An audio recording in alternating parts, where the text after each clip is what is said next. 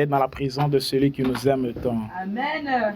Bien-aimé, souvent ne fais pas le timide, la timide quand tu es dans la présence de ton Père. Amen. Amen. Car dans sa présence, tout s'écrit gloire. Alléluia.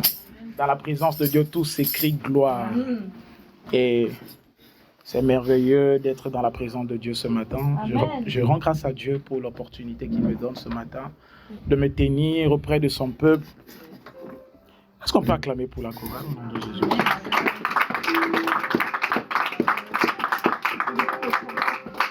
Que le Seigneur vous fortifie, que le Seigneur vous bénisse. Amen. Vous faites un travail excellent. Et ce n'est pas pour un homme qu'on le fait. Vous savez, quand tu te sers Dieu pour les hommes, tu auras la récompense des hommes. Mais moi, je préfère la récompense de Dieu. Amen. La récompense de Dieu est meilleure. Amen. Parce que les hommes ne sauront pas te récompenser à la juste valeur de ce que tu fais pour eux. Amen. Mais Dieu saura te donner infiniment, abondamment, au seuil de ce que tu penses et imagines. Amen. C'est ce que la Bible me dit. La Bible me dit qu'il est capable de nous donner infiniment, abondamment, au-delà de ce que les gens peuvent nous donner. Amen. Même si à l'église, si on doit te payer pour ce que tu fais, cet argent ne va pas suffire. Amen. Je ne veux pas un salaire pour ce que je fais. Je n'en ai pas besoin. Dieu prend soin de moi. Amen. Gloire à Dieu. Alléluia.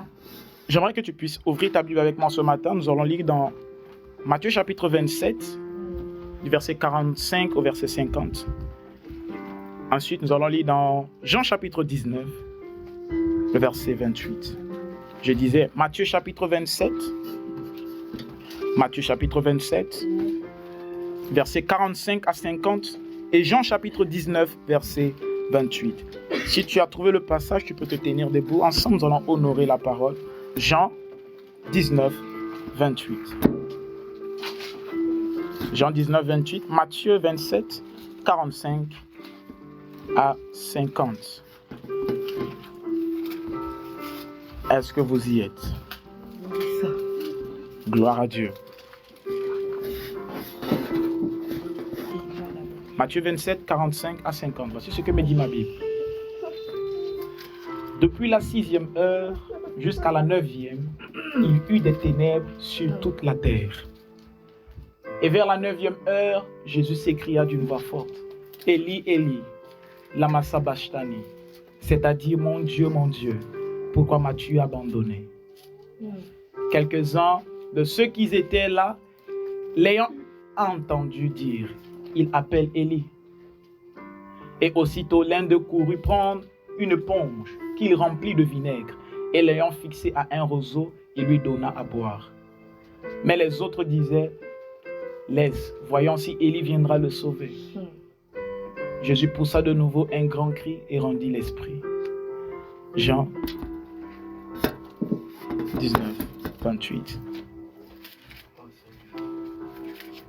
Jean 19, 28, pas Matthieu.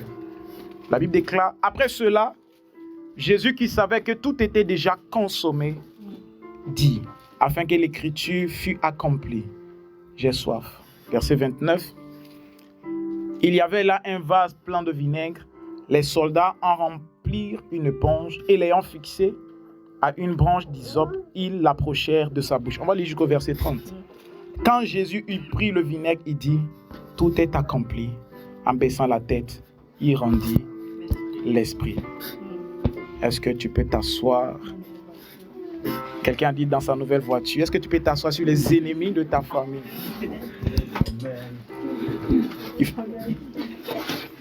Apparemment, ton voisin ne s'est pas bien assis sur les ennemis de sa famille.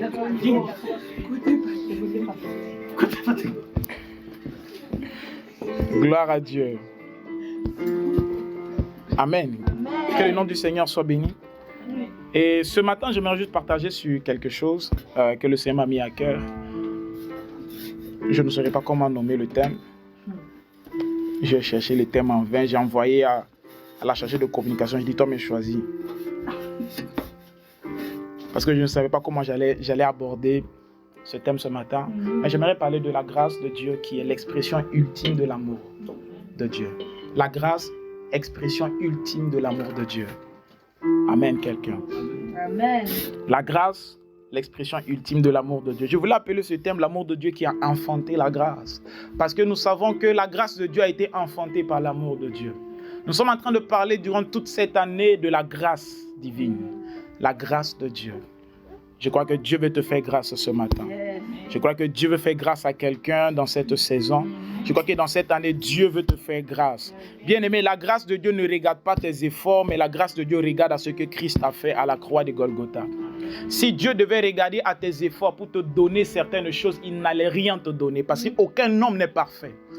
Christ seul a marché dans toute la perfection. Voilà pourquoi nous avons besoin de sa grâce. Tu as besoin de la grâce de Dieu pour étudier. Tu as besoin de la grâce de Dieu dans ta vie professionnelle. Amen. Tu as besoin de la grâce de Dieu pour marcher dans la sanctification. Tu as besoin de la grâce de Dieu pour servir le Seigneur. Tu as besoin de la grâce de Dieu pour témoigner de Jésus partout où tu vas. Alléluia. Amen. Tu as besoin de la grâce de Dieu pour continuer à avancer avec ton Créateur. Et pourquoi j'ai dit la grâce, l'expression ultime de l'amour de Dieu? J'aimerais nous amener à un lieu. Le lieu où la grâce a été enfantée. Le lieu où l'amour de Dieu s'est exprimé dans toute sa splendeur. C'était à la croix. J'aimerais tous nous prendre pour nous amener au pied de la croix. On va analyser qu'est-ce qui s'est passé ce jour. Quand le Fils de l'homme, celui qui est descendu du Père, du sang du Père, Dieu fait chair, était sur le bois, pendu sur le bois. Mais j'ai compris que c'était le plus beau, c'était le plus merveilleux, c'était la plus belle histoire, le plus beau message, le plus beau jour que l'humanité n'ait connu. Quand Jésus était à la croix. C'est vrai, quand on était petit, quand tu regardais le film de Jésus, tu pleurais. Qui n'a pas pleuré ici quand il a regardé le film de Jésus? Avoue que tu as pleuré. Moi, j'ai pleuré. Je me rappelle le jour où j'ai regardé le film de Jésus, quand on était en train de le frapper, j'ai commencé à pleurer. Ça fait trop mal. Et un jour, le Saint-Esprit m'a dit, pourquoi tu pleures? Tu dois te réjouir. J'ai dit, comment je dois me réjouir? On est en train de frapper quelqu'un. Il dit, parce que ce qu'il a supporté à la croix, c'était pour que toi, tu puisses être en vie. Alors c'est une bonne nouvelle pour toi qu'il parte à la croix. Ce n'est pas une mauvaise nouvelle. La mort de Jésus-Christ n'est pas une mauvaise nouvelle. Ce n'est pas un deuil. Alléluia. Sa mort n'est pas un deuil. Mais sa mort est une victoire pour nous. Sa mort est une résurrection pour nous. Sa mort est une très bonne nouvelle pour nous. Quand tu dis à quelqu'un Jésus est mort pour toi, la personne doit crier de joie. C'est vrai, naturellement, quand on annonce une mort, tout le monde pleure. Mais lui, sa mort, c'était l'expression de son amour. Alléluia. Matthieu nous dit que à la 6e heure, Jésus était sur la croix. Et à la 9e heure, il a poussé un cri. Et il a dit, mon Dieu, pourquoi m'as-tu abandonné? Et c'est là qu'il a rendu l'esprit. J'ai analysé pendant toute la semaine la croix. Et je me suis rendu compte que ces jours-ci, Jésus était en train d'enfanter la grâce. Il était en train d'accoucher la grâce. Amen. Il était en train d'accoucher la grâce. Nous connaissons tous les douleurs de l'enfant. Bon, pas tous. Excusez-moi. Désolé, je m'excuse. Je vous présente mes excuses. Je ne connais pas les douleurs de l'enfantement. Les mamans ici peuvent nous témoigner. Daniela peut prendre le micro pour nous témoigner comment ça fait mal de porter une grossesse pendant 9 mois. Christella peut nous témoigner. Jocelyne peut nous témoigner. Katie peut nous témoigner. Jeannette peut nous témoigner comment ça fait mal de porter un enfant dans son sang. Alléluia.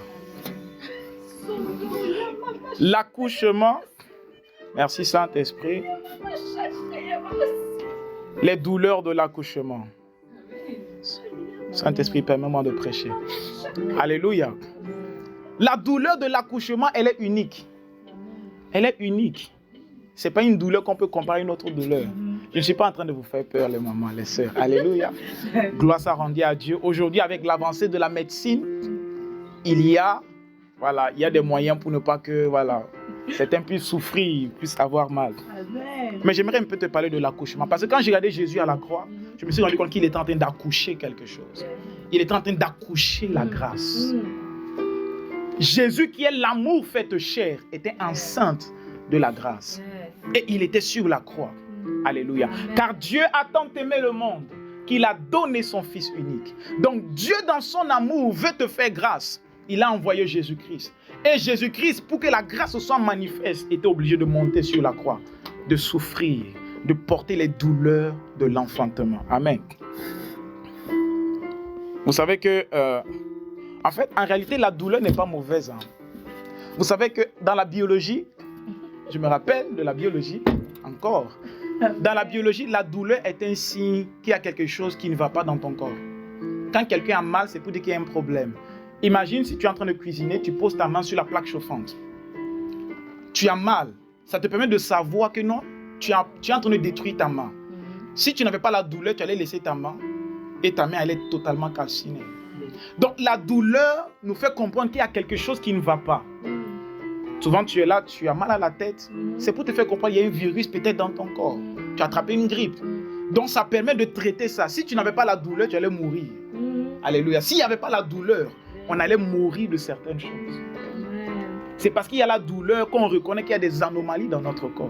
Quelque part, la douleur n'est pas mauvaise. Même si c'est à cause du péché que la douleur est venue. Mais j'ai compris dans les Écritures que même avant le péché, il y avait une douleur. Est-ce qu'on peut rentrer dans Genèse chapitre 3, verset 16, si je ne me trompe pas? Genèse, chapitre 3, verset 16, oui. Genèse, chapitre 3, verset 16. La Bible déclare que... Oh, j'aime beaucoup ce passage. La Bible dit, c'est quand Adam et Ève ont péché. Dieu dit, il dit à la femme, j'augmenterai la souffrance de tes grossesses. Tu enfanteras avec douleur et tes désirs se porteront vers ton mari, mais il dominera sur toi. On augmente quelque chose qui existe. Il n'a pas dit, je ferai que tu aies des grossesses avec douleur. Il dit, j'augmenterai la douleur de tes grossesses. On augmente quelque chose qui existe déjà. Mais la douleur de l'enfantement, je ne sais pas comment c'était à Éden. Je ne sais pas comment Dieu avait prévu ça. Peut-être que ça n'allait pas faire mal. Mais Dieu voulait faire comprendre que pour enfanter, il y a un travail, il y a un processus qui doit être fait. Alléluia. Peut-être aujourd'hui, je ne sais pas de quoi es-tu enceinte. Peut-être tu es enceinte d'un projet.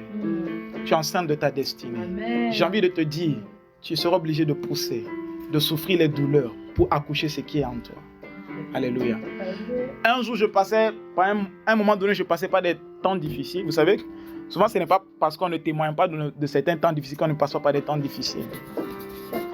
Et pendant plusieurs années, et mon responsable, il m'a dit une parole qui a changé ma mentalité. Il m'a dit, Yannick, dans le monde spirituel, on ne fait pas de césarienne. Tu dois pousser pour accoucher ce qui est en toi. On ne fait pas de césarienne. Tu vas pousser. Si tu ne pousses pas, soit l'enfant à l'intérieur va mourir. Si tu veux accomplir ce que tu désires, tu dois pousser. Ça va te faire mal, mais tu dois passer par là. Ça va te faire souffrir, mais tu dois passer par là. Alléluia. Amen. Je ne sais pas de quoi es-tu enceinte, mais j'ai envie de te dire, ne te fie pas à la douleur. Cette douleur que tu ressens aujourd'hui, c'est le signe qu'il y a quelque chose qui doit sortir de toi. Ces souffrances par lesquelles tu es en train de passer, c'est le signe que quelque chose de bon doit sortir de toi. Quand la femme ressent la douleur de l'enfantement, c'est le signe qu'il y a un enfant qui sera le sujet de sa joie, qui va sortir d'elle. Quand l'enfant sent des douleurs dans son ventre, c'est pour dire qu'il y a un enfant à l'intérieur qui doit sortir. Amen. Et bon, maintenant si l'enfant fait 20 kilos, tu sens que la douleur sera très difficile.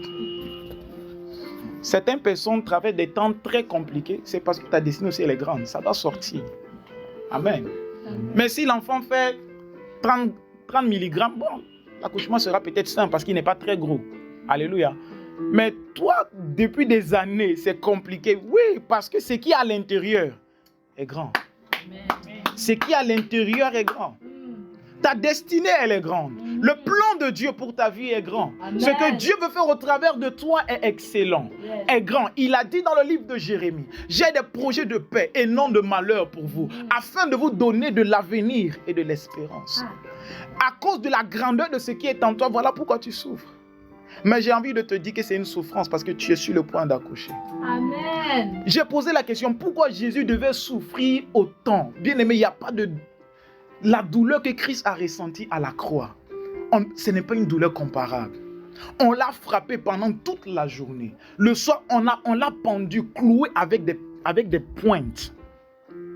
On dit que quand j'ai fait quelques recherches, Jésus-Christ n'est pas mort En fait, il est mort par asphyxie. Et aussi parce que le fait de rester comme ça, tu n'arrives plus à respirer. En fait, c'était une mort atroce. Les Romains étaient des spécialistes dans la torture. Ils ont voulu que Christ meure à petit feu.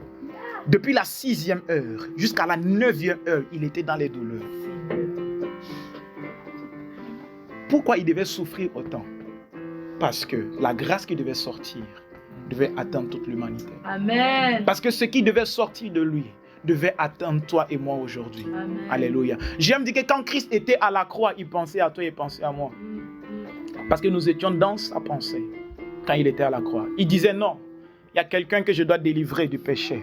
Il y a quelqu'un qui doit être délivré de l'emprise des démons. Il y a quelqu'un qui doit être libre de ses addictions. Voilà pourquoi il a dit je dois porter les douleurs de cet enfantement. C'est comme une mère.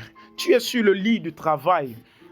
Le médecin te dit pousse. Mais quand tu penses que non, c'est tellement cet enfant, il sera un président, je ne sais pas. Cet enfant pourrait peut-être être un ingénieur qui va me consoler dans ma vieillesse. Oh, que souvent soit un ingénieur au nom de Jésus. Peut-être cet enfant sera un millionnaire, un milliardaire. Quand tu penses à ça, tu dis non, je vais pousser quand même. Il va venir au monde. Amen. Alléluia, il va venir au monde. J'ai envie de parler à certains enfants ici, honorer nos parents. Amen. Il est important d'honorer nos parents. Honore surtout ta mère, c'est très important. Alléluia. Même si ta mère est compliquée. Même si ta mère, je ne sais pas. Comme certaines personnes disent peut-être, apparemment ma mère a la sorcellerie. Je n'ai pas dit moi, c'est un exemple. Non. Si ta mère avait la sorcellerie, elle allait te bouffer quand tu étais dans son ventre. Alléluia. Aime ta mère. Même si ta mère ne t'aime pas, aime-la. Vous savez, j'expliquais cette semaine à quelqu'un, je disais que la plupart de certaines de nos blessures viennent de nos familles. Certaines personnes ont grandi dans des familles où la maman ne l'aimait pas. La personne a grandi avec un sentiment de rejet. Des blessures émotionnelles. Mais Jésus-Christ est venu pour guérir les cœurs brisés. Amen. Pour que tu puisses être épanoui, il te donnera la force d'aimer cette personne qui ne t'a pas aimé. Alléluia. Jésus souffrait les douleurs de l'enfantement à la croix. Il souffrait les douleurs de l'enfantement à la croix. Parce que lui qui était l'amour devait enfanter la grâce de Dieu. Il devait enfanter la grâce de Dieu. Pour qu'aujourd'hui, toi et moi, nous puissions être dans la joie. Pour qu'aujourd'hui, toi et moi, nous puissions être dans la paix. Pour qu'aujourd'hui, toi et moi, nous puissions être dans l'allégresse. Pour qu'aujourd'hui, toi et moi, nous puissions être dans la paix. Il devait souffrir de tout cela. Alléluia. Amen. Et j'avais compris que un enfant ne naît pas juste comme ça. D'abord, il y a eu ce qu'on appelle, planification. Il y a des enfants qui sont venus, on n'a pas planifié, c'est pas grave. Mais si ça n'a pas été planifié, c'est pas un problème. Après, il y a la conception. Après la conception, il y a le travail. Ensuite, il y a l'accouchement. Amen, quelqu'un. Que Dieu bénisse les rachetés. Et que Dieu bénisse cette famille. Alléluia. Est-ce que tu es avec moi ce matin? Donc, j'étais en train de dire que les douleurs que Christ a ressenties quand il était à la croix, c'est parce qu'il devait te faire grâce. C'est parce qu'il t'a tant aimé. Il voulait manifester sa grâce dans ta vie. J'ai envie de dire à quelqu'un qui ressent peut-être les douleurs de l'enfantement de sa destinée. Peut-être ça fait mal. Mais est-ce que tu peux encore pousser? Dis à ton voisin, pousse encore. Sois comme la sage femme. Dis pousse. Pousse encore. Pourquoi tu es gêné de le dire à ton voisin de pousser encore? Dis à ton voisin, pousse encore. Ne fais pas comme les sages-femmes qui grondent les femmes à l'hôpital. Moi, je n'ai jamais compris ça. La femme souffre, tu la grondes. Il faut la parler avec douceur. Pousse encore. Alléluia. Je suis en train de dire que Dieu avait planifié depuis l'éternité de te faire grâce. La Bible déclare que avant la fondation du monde, il nous connaissait déjà. Avant que le monde ne soit créé, tu existais en Dieu. Amen. Alléluia. Alors, la vie que tu es en train de mener n'est pas un hasard, parce que Dieu n'est pas un Dieu du hasard. Dieu n'est pas un Dieu du hasard. Le nez que tu n'aimes pas là, il t'a donné ça comme ça. Il n'a pas fait un hasard. Alléluia. Oui. tes oreilles que tu n'aimes pas. Il n'a pas fait un hasard, il t'a donné ça comme ça. Amen. J'expliquais ça à quelqu'un toujours dans cette semaine. J'étais choqué d'entendre, excusez-moi, écoutez l'histoire. J'étais choqué d'entendre un frère qui disait à une sœur, ce que j'aime chez toi, c'était clavicule. Ce qui l'a attiré chez la sœur, c'était les clavicules. Peut-être elle se plaignait dans sa chambre. Pourquoi je suis mince? Pourquoi j'ai ces clavicules? Ça me dérange. Mais Dieu avait prévu la personne qui allait l'aimer, qui allait l'épouser. C'est ce qui allait l'attirer. Alors, quand tu te regardes dans le miroir, ne dis pas pourquoi Dieu m'a donné ces lèvres. Bien aimé, l'homme et la femme de ta vie, certainement, c'est ça qui va l'attirer. Généralement, ce sont nos défauts. Ce que nous, on pense que ce sont les défauts. Que d'autres personnes vont voir en ça, mais c'est quelque chose de beau. C'est quelque chose de merveilleux. J'étais choqué. Donc, toi, c'est les clavicules, tu as vu, frère. Dis à ton voisin, tu es une créature merveilleuse. Tu es une créature. Mais Dieu n'a pas fait d'erreur pour te donner les oreilles, les yeux, les mains, la taille que tu as. Il n'a pas fait d'erreur. Dieu ne fait jamais d'erreur. Amen. Alléluia. Amen. Jésus était à la croix. Et il pensait à toi, il pensait à moi. Amen. On l'a flagellé, on l'a percé, crucifié, seul abandonné. Il était seul abandonné sur la croix. Mais c'était pour toi et moi. Par amour pour toi et moi. Quand je vois Jésus sur cette croix, j'ai vu cette femme qui est dans le lit de travail en train de vouloir accoucher, qui est en train d'agoniser. Il paraît que souvent il y a des femmes qui rentrent en travail depuis le matin, c'est le soir qu'elles accouchent. Toute la journée dans les douleurs. Jésus, c'était à la 6e heure. Il était là, il travaillait. Son âme avait mal, son corps avait mal. 7e, 8e heure, 9e heure. Et un jour, le Saint-Esprit dit, c'est la 9e heure qu'il a accouché parce que la femme fait 9 mois avec l'enfant dans le ventre avant d'accoucher. Et à la 9e heure, ma Bible déclare, il a poussé un cri. Il a dit, Élie, Élie, mon Dieu, pourquoi m'as-tu abandonné? J'ai vu des documentaires où la femme est en train d'accoucher, elle insulte même son mari. Parce que le niveau de douleur, c'est un niveau atroce. Et Jésus, ce jour, a même cru que Dieu l'avait délaissé. Il dit, Père, pourquoi m'as-tu abandonné? Et la Bible déclare, le deuxième passage que nous avons lu dans Jean, quand il finit, il dit, tout est accompli. L'enfant venait de sortir. La grâce venait d'être libérée. Il venait d'accoucher, d'enfanter la grâce. Voilà pourquoi il a dit, tout est accompli. Et la Bible déclare, il a rendu son esprit. Amen. La mission est finie. J'aime la version anglaise qui dit It is finished. Pour dire la mission est finie. Amen. Ce pourquoi je suis venu sur la terre. Ce pourquoi j'ai marché sur la terre des hommes pendant 3 ans et demi. Ce pourquoi j'ai souffert le rejet de mes disciples. Ils étaient 12 qui marchaient avec lui. Celui-même qui lui disait, moi je ne peux jamais t'abandonner, tonton Pierre. Quand la tentation est venue, tonton Pierre a oublié ce qu'il avait dit hier. Les 12 l'ont abandonné. Ils ont fui la mort. Seul abandonné sur la croix. Mais il était en train, son amour était dans son comble. C'était l'expression ultime de son amour pour toi. Je dis, en fait, je ne peux jamais douter de l'amour de Dieu, peu importe ce par quoi je passe. Parce que la preuve d'amour la plus ultime, il me l'a déjà montré à la croix de Golgotha. Je n'ai plus besoin que Dieu me prouve encore son amour. Tu n'as plus besoin que Dieu te prouve encore qu'il t'aime. Non, il l'a déjà fait. Dieu n'a plus besoin de prouver qu'il t'aime. Il n'a plus besoin de prouver qu'il t'aime. Tite chapitre 2, verset 11. Il dit, car la grâce de Dieu, source de salut pour tous les hommes, a été manifestée. La grâce a été manifestée, source de salut pour tous les hommes, a été manifestée. La Bible déclare aussi qu'il n'y a pas de plus grand amour. Ça, c'est Jean chapitre 15, si je ne me trompe pas. Il n'y a pas de plus grand amour que de donner sa vie pour sauver ses amis. C'est ce que Jésus a fait. Il a donné sa vie pour te sauver.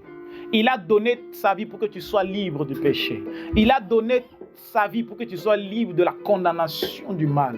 Il a donné sa vie pour que le poids de la culpabilité tombe dans ta vie. Il a donné sa vie pour que les esprits de ta famille n'ont plus de pouvoir sur toi. Il n'a pas de plus grand amour que de donner sa vie pour ses amis. C'est ce que Christ a fait. Amen. Si nous regardons à la croix, il n'y a pas « Oh, un tel ne m'aime pas ». Je n'ai pas besoin de l'amour des hommes. J'ai besoin de l'amour de Dieu. Son amour me suffit. Même si dans l'amour des hommes, je peux voir l'amour de Dieu. Je ne suis pas en train de dire qu'il faut me détester. Alléluia. Ne me détestez pas, s'il vous plaît. Je suis fait de chair et de sang. Je suis juste en train de dire que l'amour de Dieu est plus important que tout. Dieu n'a plus besoin de te prouver son amour. Ne dis pas, Seigneur, si tu m'aimes, donne-moi un travail. Il n'a pas besoin de te donner un travail pour te montrer qu'il t'aime. Seigneur, vraiment, si tu m'aimes, c'est comme si souvent on veut prendre Dieu dans les... Dieu n'est pas dans les émotions. Hein. Souvent, ta femme vient te dire, ah chérie, si tu m'aimes, fais ceci. Toi, si tu veux prouver que Dieu n'est pas dans les sentiments. Tu ne peux pas prendre Dieu par les émotions. Dieu, vraiment, si tu m'aimes, ouvre les portes dans ma vie. Dieu, vraiment, si tu m'aimes, fais ceci. Il n'a pas besoin. Il n'a pas besoin de te prouver qu'il t'aime. Il n'a pas besoin de faire des preuves d'amour encore. La plus grande preuve, il l'a fait à la croix de Golgotha pour toi. Il a déjà fait la plus grande preuve d'amour. Si Dieu ne t'a pas donné le travail, ça ne veut pas dire qu'il ne t'aime pas. J'ai dit une fois à Dieu, j'ai dit, Seigneur, je n'ai plus besoin de preuve d'amour. La plus grande preuve, c'était à la croix. Alors s'il y a un jour je doute de son amour, je regarde juste la croix.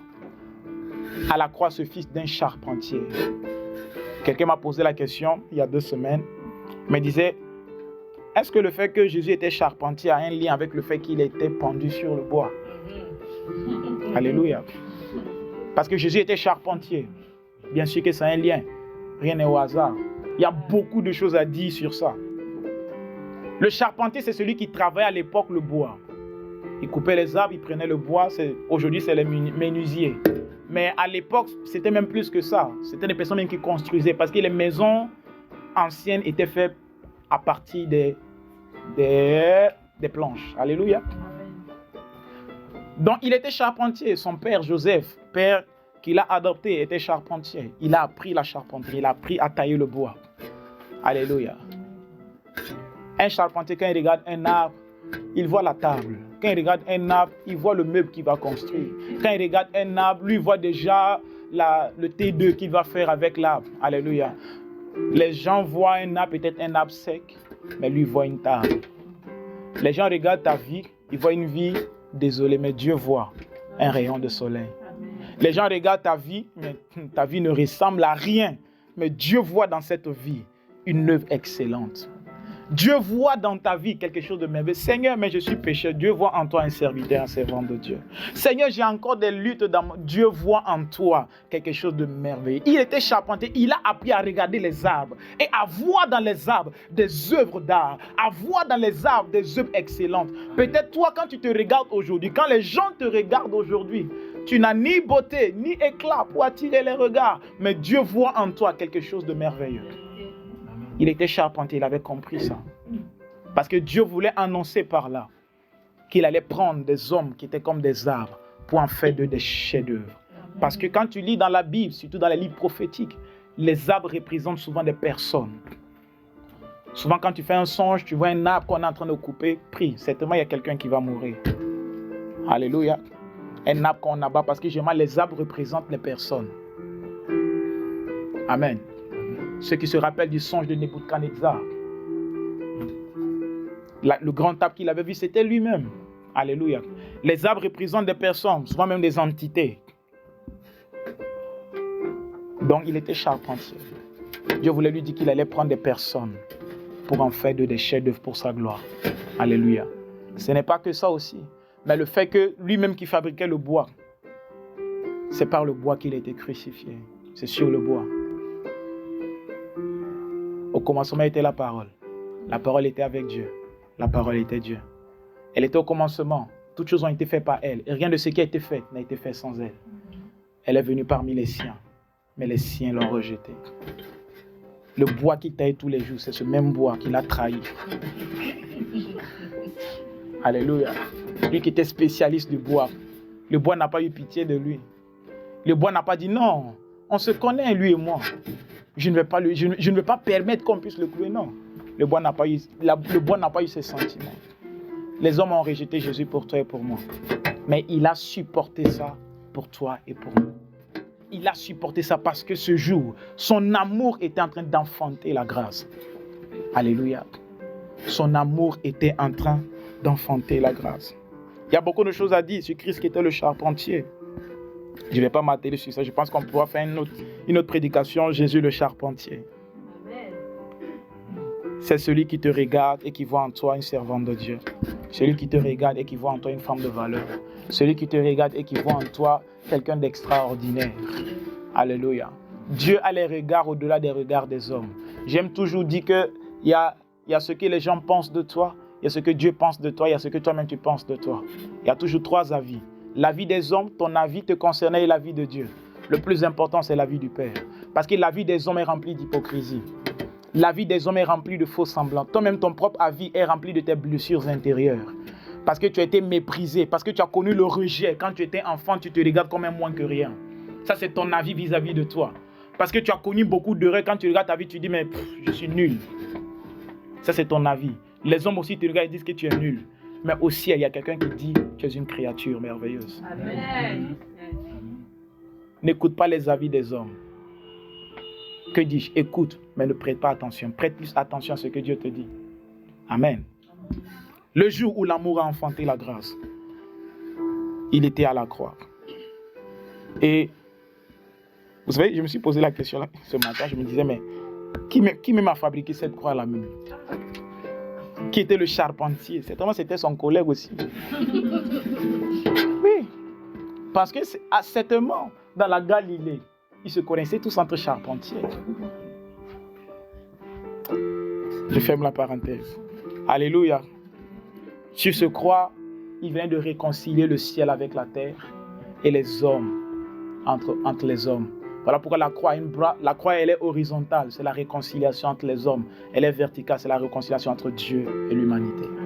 Parce que le lien entre le ciel et la terre avait été brisé par le péché. Vous savez, le péché nous éloigne de Dieu. Amen. N'as-tu pas remarqué?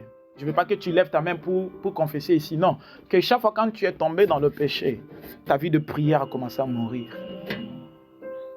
Ce n'est pas Dieu qui est en train de te dire qu'il ne t'aime pas. C'est le poids de la culpabilité. Ce n'est pas Dieu. C'est le poids de la culpabilité. Tu sens comme si, apparemment, Dieu n'est plus là. Il est là. Mais ta culpabilité fait que tu ne le ressens plus. Ta culpabilité fait que tu n'es plus là. Parce que le péché nous sépare, mais nous-mêmes de Dieu. Dieu est toujours là, c'est nous, on se sépare de lui. Alléluia. Mais quand Christ est mort, il venait de réconcilier le ciel avec la terre. Il venait de réconcilier les hommes entre eux. Alléluia. Ce jour, Jésus-Christ, dans son amour, a enfanté la grâce. Éphésiens chapitre 1, on va lire du verset 3 au verset 13. On va faire une étude biblique de ce passage. Éphésiens chapitre 1, bon, une lecture progressive. J'aimerais que tu lises avec moi. Je vais te montrer en fait que cette grâce, qu'est-ce que cette grâce a amené dans nos vies aujourd'hui.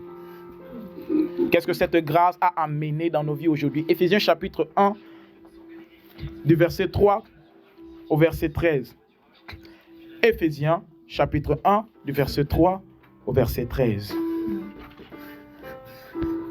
L'un de mes épîtres préférés, c'est les épîtres aux Éphésiens.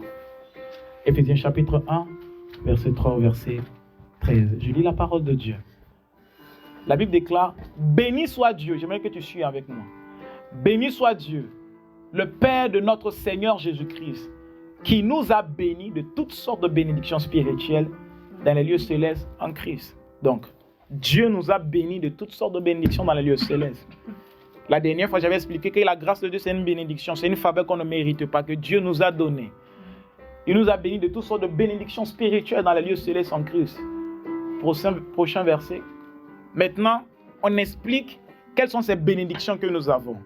Quelles sont ces grâces que nous avons en Jésus-Christ. Par son amour à la croix, qu'est-ce que nous avons? Premièrement, en lui, Dieu nous a élus avant la fondation du monde, pour que nous soyons saints et irrépréhensibles devant lui. Le premier bénéfice de la grâce de Dieu, c'est que Dieu, tu es connu de Dieu. Il t'a élu avant la fondation du monde. Il t'a connu avant même que le monde ne puisse exister. Ne dis pas que Dieu ne te voit pas. J'aime dire aux gens, celui qui a créé les yeux, comment tu peux lui dire qu'il ne voit pas? Celui qui a créé les oreilles, comment tu peux dire qu'il n'entend pas? Il te voit, il t'entend. Parce que c'est lui qui a créé les yeux. S'il ne voyait pas, il ne pouvait pas créer les yeux. Alléluia. C'est parce que Dieu te voit, il te connaît, il t'a élu avant même que le monde ne soit. Avant que tu ne viennes en France, est-ce que tu savais que Dieu savait que tu allais être là? Les problèmes de papier que tu rencontres, Dieu savait ça. Il n'est pas étonné. Dieu n'est pas choqué par un événement. Avant la fondation du monde, avant que tu ne fasses la spécialité que tu es en train de faire, tu cherches le stage, tu ne trouves pas. Il savait que tu allais faire ça. Il savait. Alors rien ne l'étonne. Prochain verset. Nous ayant prédestinés dans son amour à être ses enfants d'adoption par Jésus-Christ, selon le bon plaisir de sa volonté, à être ses enfants. La grâce de Dieu a fait de nous des enfants de Dieu. Deuxième point. Premier point, il nous a connus avant la fondation. Deuxième point, il a fait de nous des enfants. J'aime dire aux gens, on ne naît pas enfant de Dieu, mais on devient enfant de Dieu. Alléluia. Nous naissons tous créatures de Dieu, mais nous devenons enfants de Dieu. Mais à tous ceux qui l'ont reçu, à ceux qui croient en son nom, elle les a donné le pouvoir de devenir enfants de Dieu. Jean chapitre 1, verset 12. De devenir enfants de Dieu. Nous sommes tous créatures de Dieu. Mais nous ne sommes pas tous enfants de Dieu. Je disais, c'est un païen à qui j'évangélisais. Je dis, veux-tu être enfant de Dieu? Il dit, non, moi je suis enfant de Dieu. Je dis, non, nous ne sommes pas pareils. Peut-être quelqu'un peut dire, mais c'est arrogant. Non, ce n'est pas arrogant, c'est la vérité en fait. Ce n'est pas arrogant, c'est la vérité. Je dis, si tu veux venir dans notre famille, accepte Jésus-Christ dans ton cœur comme ton Seigneur et ton Sauveur. Et ce frère me pose la question, il me dit, ok, mais comment on fait pour devenir enfant de Dieu? J'ai dit, tu as juste besoin de confesser tes fautes, de te repentir, et Dieu te justifie. Il a dit, c'est trop simple. Il m'a dit que c'est trop simple. Donc, pour être en Jésus, je dois juste me repentir, et puis c'est bon, c'est fini quoi. J'ai dit, oui, c'est fini. Et tu acceptes Jésus dans ton cœur. Il dit, c'est trop simple. Parce que pour eux, il faut faire des efforts, il faut faire des œuvres pour mériter le salut. Non, je dois tuer 5 coqs le matin. Je dois amener un bœuf. Je dois amener ceci pour cela. Alléluia. Non. La grâce, elle est gratuite. Et la vraie délivrance s'obtient quand tu réalises la grâce de Dieu, tu viens au pied de la croix. Alléluia. Parce que quand tu arrives au pied de la croix, en fait, tu as la formule. Tu peux être malade, tu vas aller, quelqu'un va prier pour toi. Tu es guéri. Tu peux avoir un souci, tu vas faire une offrande. Dieu agit. Je crois en toutes ces méthodes. Dieu est un Dieu illimité. Mais ce qui va te faire vivre une vie victorieuse tous les jours, sur le long terme, c'est la croix et rien d'autre. Aucune offrande ne peut te faire vivre une vie victorieuse en Jésus. Aucun sacrifice ne peut te faire vivre une vie victorieuse en Jésus-Christ. Tu peux poser des œuvres aujourd'hui, bien aimé, les problèmes sont cycliques. Les combats dans la vie sont cycliques. Tu finis un cycle, atteins un autre cycle. La vie est faite de combats. Jusqu'à ce que Jésus revienne. Voilà pourquoi nous avons l'espérance du salut, d'être sauvé, d'être enlevé avec lui. Mais si tu veux vivre une vie chrétienne constamment dans la victoire, la croix, la grâce. Sinon, si tu te bats sur tes offrandes, un jour tu n'auras pas l'argent pour s'aimer. Et ce problème va perdurer. Prochain verset. Il dit à la louange de la gloire de sa grâce qu'il nous a accordée en son bien-aimé prochain. En lui, nous avons la rédemption par son sang. Nous avons la rédemption par son sang. La rédemption, c'est le rachat. C'est le fait que Christ t'a racheté. Il t'a racheté, je ne sais pas, quelles sont les lois qui posaient sur ta famille. Il t'a racheté de cela. Non, moi, dans ma famille, tout le monde doit mourir avant 50 ans. Bien aimé, il y a des choses qui existent. J'ai rencontré des familles où les gens n'atteignent pas 50 ans. Tout le monde doit mourir avant 50 ans parce qu'il y a une loi qui est imposée dans cette famille. J'ai rencontré un frère, il n'arrivait pas à avancer dans les études parce qu'un jour, son grand-père qui était fâché a maudit ses enfants. Il a dit, aucun de vous ne va étudier dans l'école des Blancs. Parce qu'il avait besoin de ses enfants pour aller au champ. Les enfants disent, ah papa, moi j'ai examen, moi j'ai devoir. Il s'est levé, fâché, il a maudit ses enfants. Il a dit, vous n'allez pas aller dans l'école des Blancs. Et personne n'a le bac. Il était le seul qui a eu le bac parce qu'il a accepté Jésus-Christ en classe terminale. Et il est venu en Algérie, Mais ses études n'avançaient plus. Combat sur combat. Il prend les cahiers, il l'ouvre, il commence à dormir. C'était vraiment un combat réel. Il prend les cahiers, il l'ouvre, il commence à dormir. Et c'est quand on prie pour lui, je lui fais comprendre par l'Esprit de Dieu. J'ai dit qu'il y a une loi dans ta famille, il y a une parole qui t'a condamné. Mais tu dois connaître la vérité, que tu as la rédemption par le sang de Jésus-Christ. Amen. Et ce jour, quand il est venu, il s'attendait à ce que je prie pour lui. J'ai ouvert la Bible, je l'ai enseigné. Vous savez, les solutions à nos problèmes ne sont pas toujours des prières. Souvent, tu peux aller voir quelqu'un, j'ai un problème urgent, il faut prier pour moi. Dieu te dit non, ne prie pas, enseigne à la personne. Et souvent, les chrétiens sont frustrés. Moi, j'attendais une prière, une parole prophétique, qu'il me dit la source de mon problème. Oui, Dieu peut le dire, mais des fois, il te dit juste enseigne à la personne. Parce que sa délivrance viendra par la connaissance. J'ai expliqué ici qu'il y a la délivrance par la connaissance, il y a la délivrance par la prière, il y a la délivrance par beaucoup de choses. Mais la délivrance par la connaissance est une délivrance permanente. Parce que tu as les clés. Chaque fois quand je passe par un combat, je m'assois, je dis Seigneur, j'ai prié, j'ai jeûné, j'ai fait ceci, je n'ai pas vu de solution.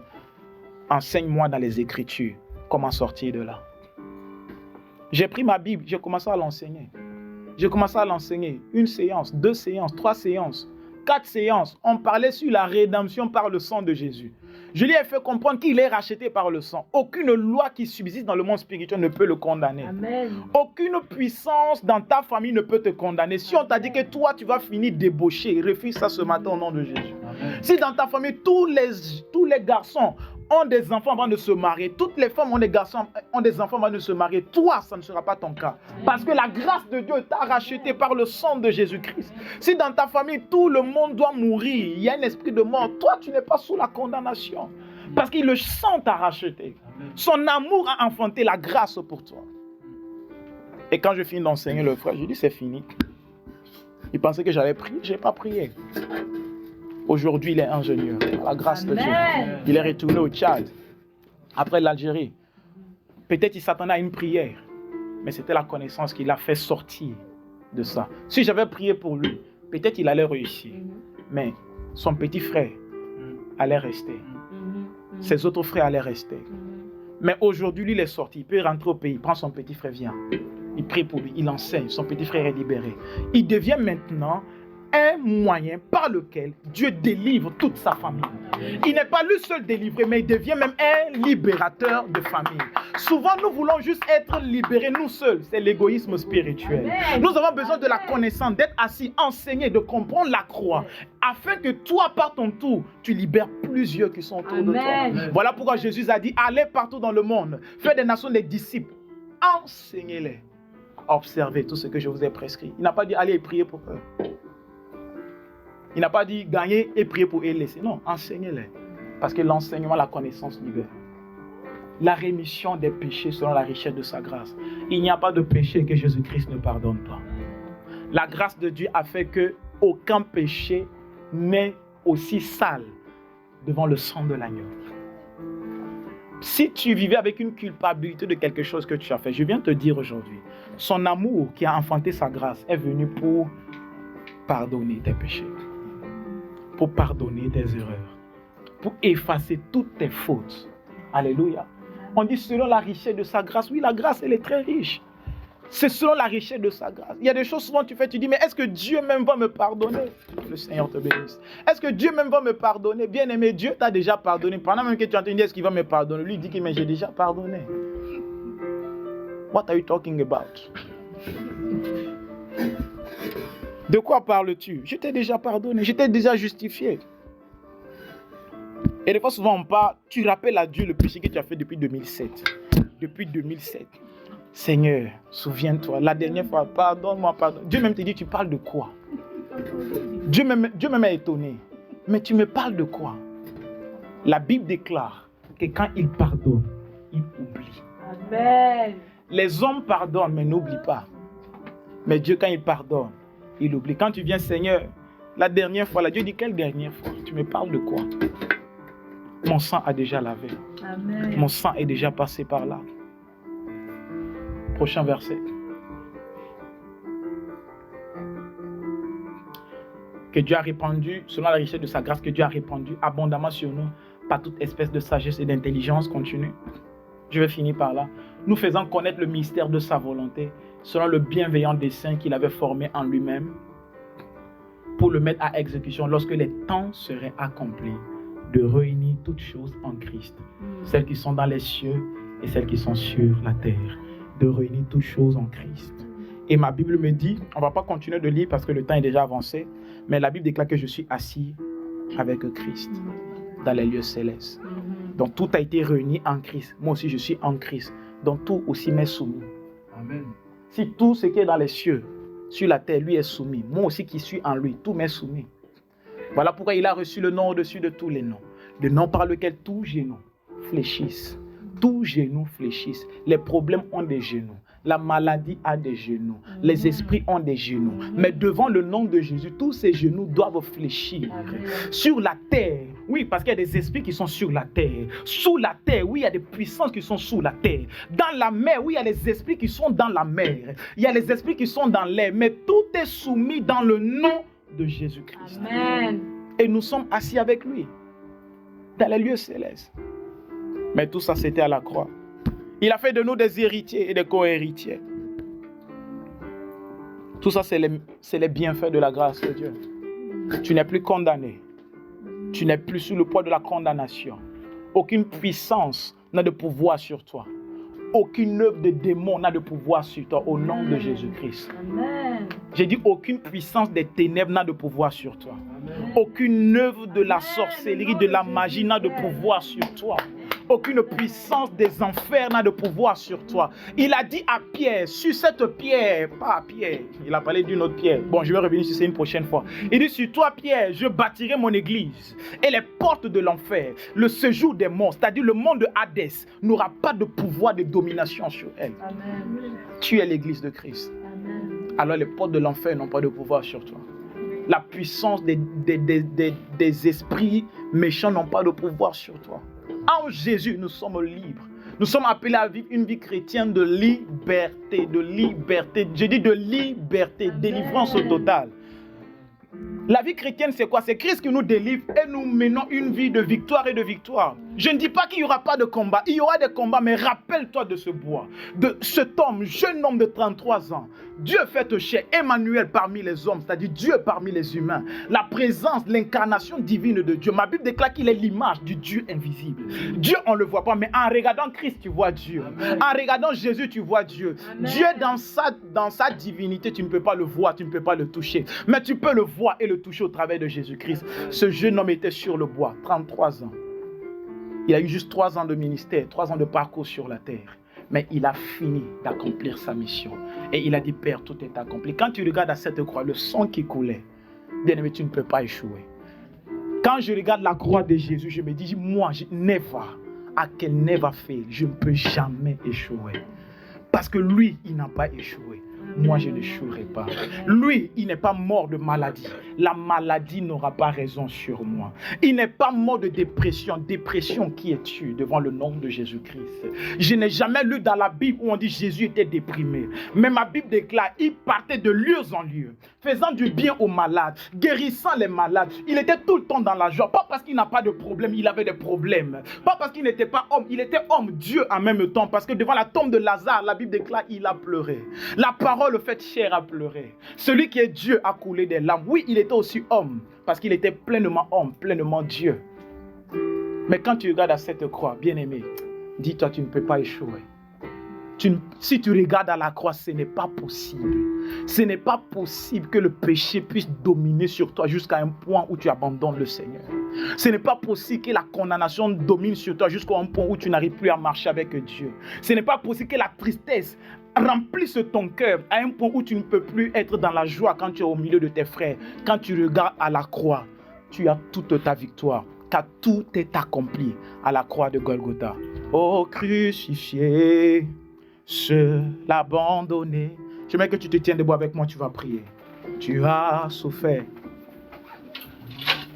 méprisé, rejeté, telle une rose, foulée par nos pieds. Tu m'as sauvé, Tu m'as aimé. Tu m'as aimé. Par-dessus tout. Oh, crucifié. Seul abandonné. Mon Jésus a souffert. Mela koveli a sonné plaire. Les redova et les blas soni plaire et glace. Son sang a coulé pour ta délivrance. Son sang a coulé pour ton rachat. Son sang a coulé pour que tu sois libre.